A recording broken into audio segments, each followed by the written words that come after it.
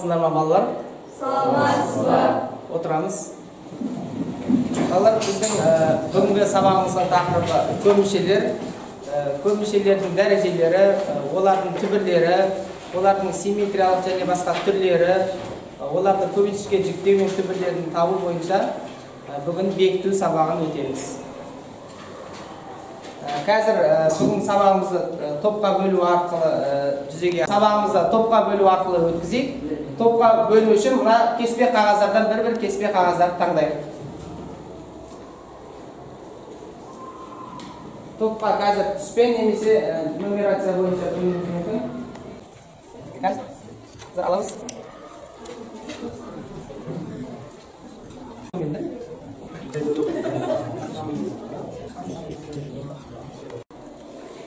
Бәріміз кеспе қағаз алдық қой? Сол кеспе қағазда көрсетілген нөмірлер бойынша топқа бөлінеміз. Бірінші топ, екінші топ, үшінші топ, төртінші топ.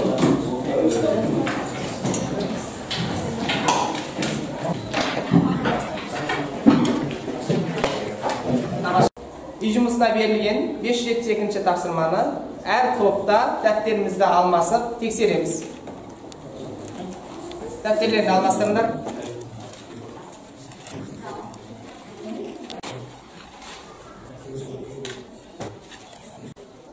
Тексеріп отырмыз ба? Дәптерлеріміз алмасып тексеріп болса, онда тақтадағы тірек сөздері әдісі арқылы алдыңғы білімімізді еске түсіреміз. Әр топтан қазір екі оқушы тұрып, мына тірек сөздерді қолдану арқылы мына көмішелерге сөйлем құрастыру керек. Кәні, бірінші топтан бастайық.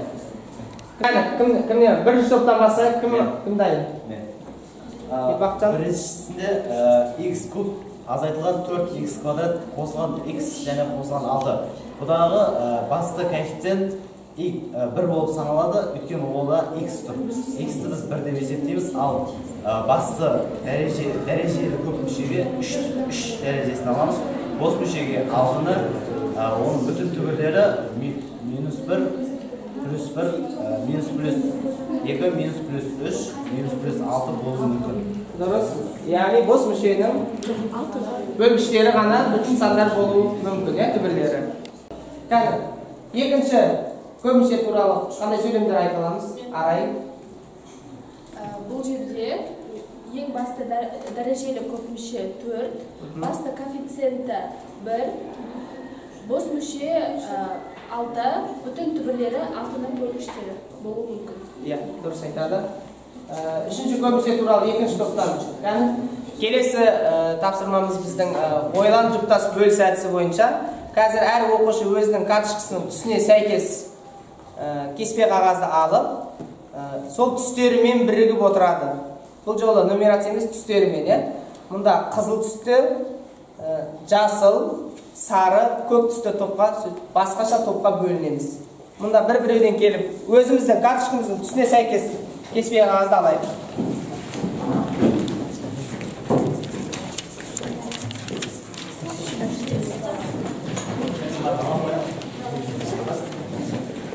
Беріңіз.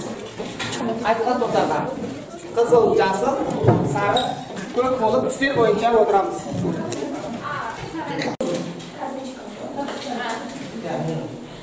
Қазір бәріміз жайғасып алсақ, онда кеспе қағазды жоғары көтеріп, түстер бойынша жиналғанымыз тексерейік.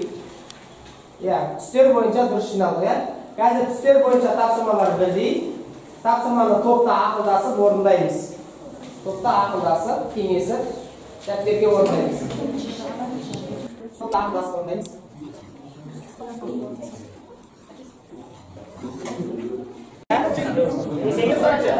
Сезуге айырмасы жолында қалсын бөліккен десек. Онда семасы қолданамыз. Бізде жасыл топтар бітті. Кәні жылдамдатамыз. Дайынсыздар, көк карточкалар.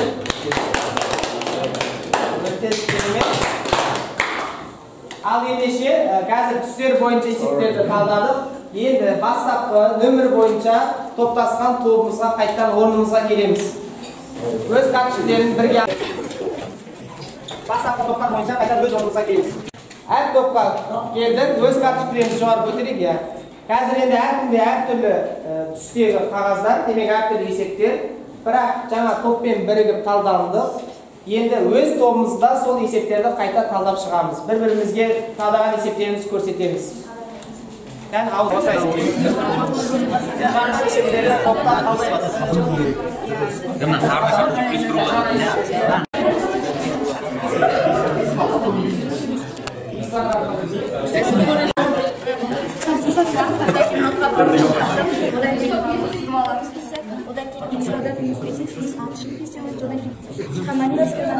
Al endi balalar kішкене сервис сәтін өткізіп алайық.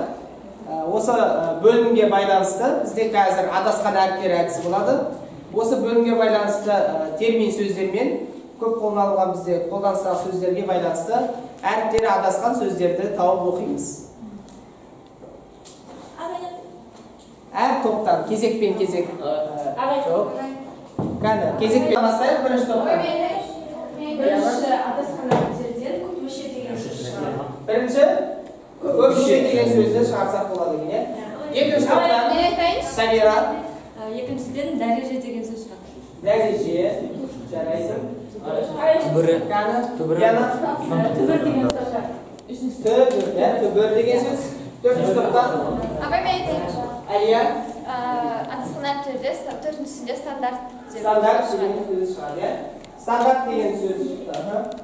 Жетінші сөзге қандай сөз құрастыра аламыз? Мерей жауап берсін. Бұл сөзге симметриялы деген сөзді құрастыра аламыз. Симметриялы деген сөзді қандай көп мүшелерге байланысты қолданамыз, иә? Симметриялы көп мүшелер дегеніміз? Симметриялы көп мүшелер дегеніміз олар басынан және соңынан бастаған кезде коэффициенттері тең болатын. Көп мүшелерді айтамыз, жұптастырғанда коэффициенттері тең болу керек. Дұрыс, жарайсың, Мерей.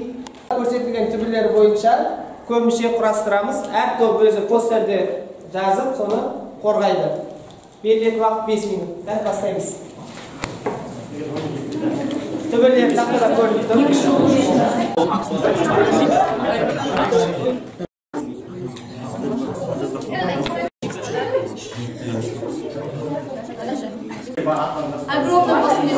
Және онда қазір екі оқушы қорғасын.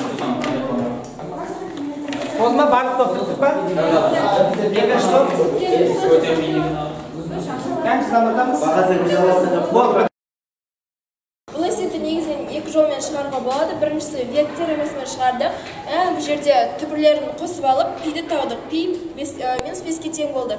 Және бұның әрқайсы бірінші түбір мен екінші түбірді, 2 мен 3-ті әрқайсын жеке-жеке көбейтіп қосып алдық. Содан шығар жауап. Ал енді оқушылар тақтамен жұмыс жасаймыз. Қазір әр топтан бір оқушы шығып, симметриялы көрсеткіштік түрде берілген теңдеулерді шешеміз. Әр топтан бір оқушы шықсын, өзі топпен ақылдасып. Шығамыз. Әр топ. Лидер сама лидер, тағасына шығамыз.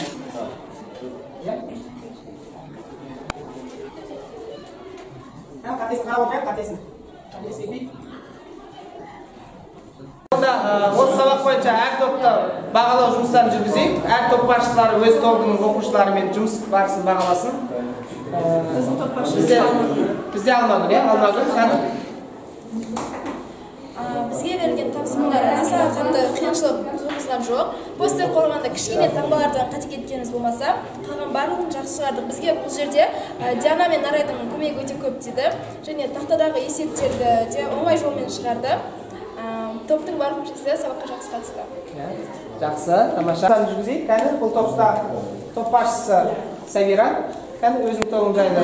Бізде бұл сабақта барлығы жақсы болды, барлығы жақсы қатысты.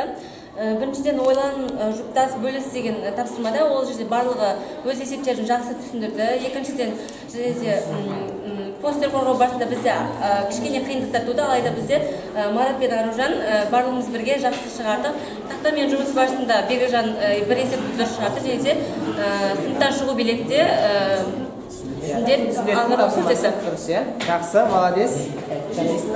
Ал ендеше баға сабағымызды қорытындылап, жаңа ұсынылған стикерлерге сабақ жайында қажет болған және керек болған немесе кемшіліктер болған жерлердің тұстарын жазамыз. Және тақтаға мынау арнайы смайтлердің тұсына стикерлерді жабыстырамыз. Алған білімімді қолданамын немесе білімімді толықтыру керек. немесе бұл қажетсіз білім болды, немесе онша кемшіліктер болды деген үш тұсқа келіп жабыстырамыз. Мен ойымша сабақ өте жақсы өтті. Кішкене кемшіліктер болды, қателіктер болды, бірақ ол қателіктерді түзетті. Бұл тақырыпты оқушылар жақсы меңгерді, сабақ өз мақсатына жетті деп ойлаймын. Ендеше үй жұмысына 576 есепті аламыз. Стикерлерді сәйкес тұсқа жабыстырамыз. Қош сау боламыз.